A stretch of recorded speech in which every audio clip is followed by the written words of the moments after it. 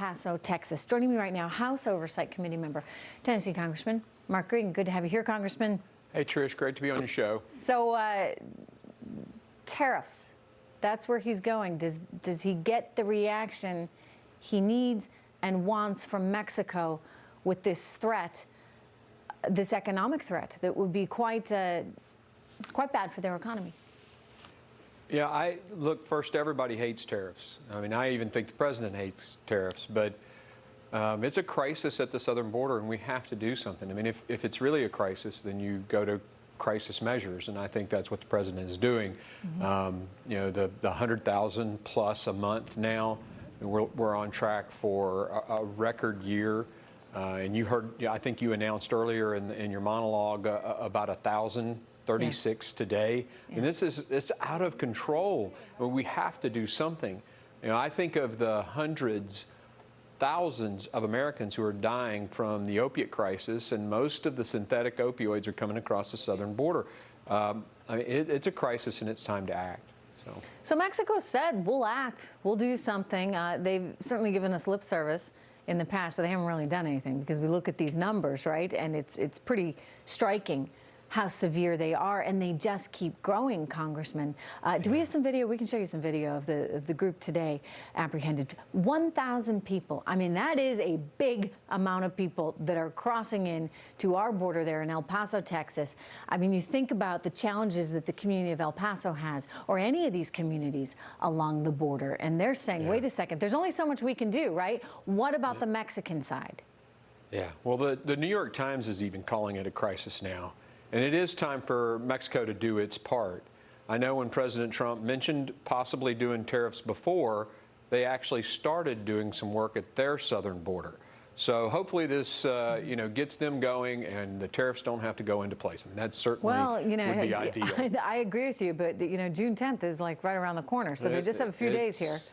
Yeah. To show some willingness to step up to the plate, because look, as you said at the start, you know, you don't like tariffs. Nobody likes tariffs. The president probably doesn't even like tariffs. And they're not good for us and our economy, certainly not good for their economy.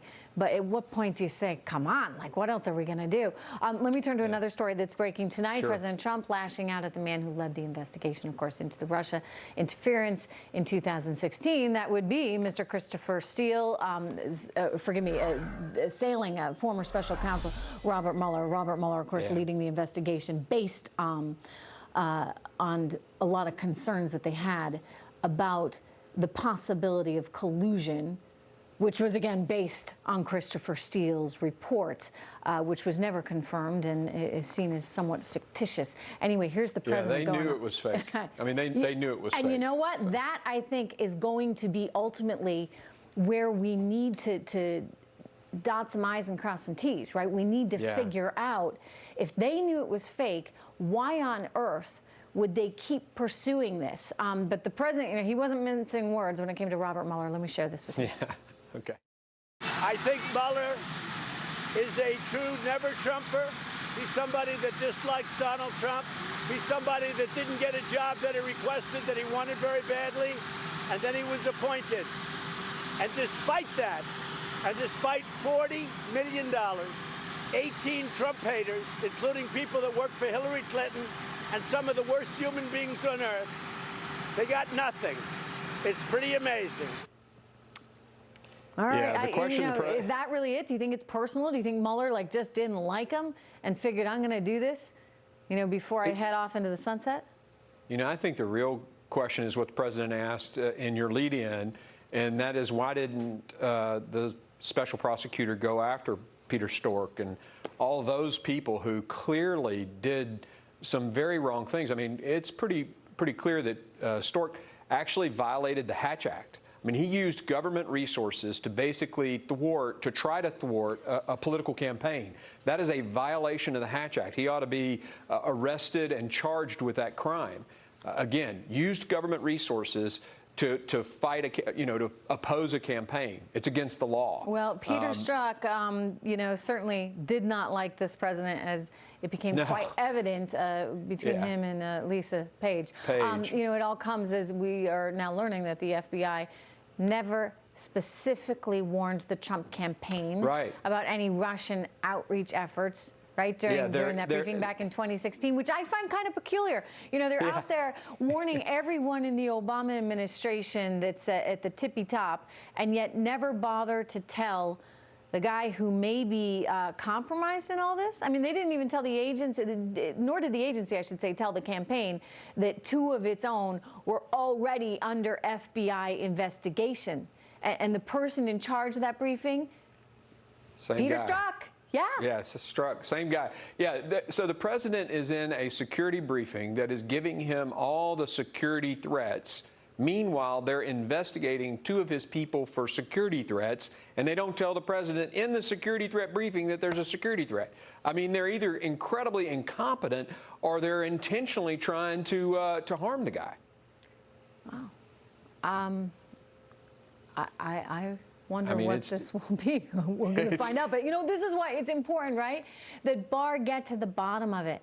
I think Americans deserve to know the answers, and I don't think we're going to like them, because I think we're going to find out that there's some really bad stuff that goes down, and this could, in fact, make Watergate look like, you know, child's play in comparison. But you got all these Democrats out there right now, a very political place in which you live there in D.C., now pushing for the president to be impeached. And they're not the only ones. I want you to hear this. Nice little smoke screen. Right. I mean, honestly, that's what it is. It's a nice little smoke screen to try to get everybody off this other thing. But Barr, I have a lot of confidence in the Attorney General. I think he's going to pursue this. He's a pit bull, and he's going to go get the answers. And we're going to find, I think, some very ugly stuff as the rocks continue to get up. I agree. I just want some honesty. And it would be nice if we saw it from the media, too. But good luck. Watch. Yeah. Sounds like the special counsel is calling for Congress to pick up where he left off. That process has a name. It begins with the letter I. Honestly, the consequence of hearing from him today for the first time is, I think, what is now the widely held expectation that the Democratic-controlled Congress will have no choice but to open an impeachment inquiry into President Trump. So I think we're going to hear this over and over and over again, you know, from your colleagues there in the House, the Democrats, and also we're going to hear from the mainstream media. Is it going to mean actual impeachment?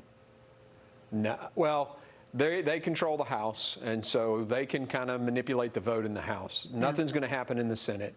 This is just a waste of the American payers' tax dollars and the time of all these committees. I mean, there's so much work that needs to be done for this country, and meanwhile, they've got 5 different committees investigating the president, and they have a memorandum signed by the leaders of those committees synchronizing their efforts.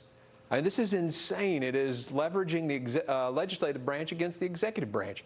It's unconscionable, really, Trish. Yeah, I hear you. Congressman Green, thank you very, very much. You. I do worry. We're just so divided right now.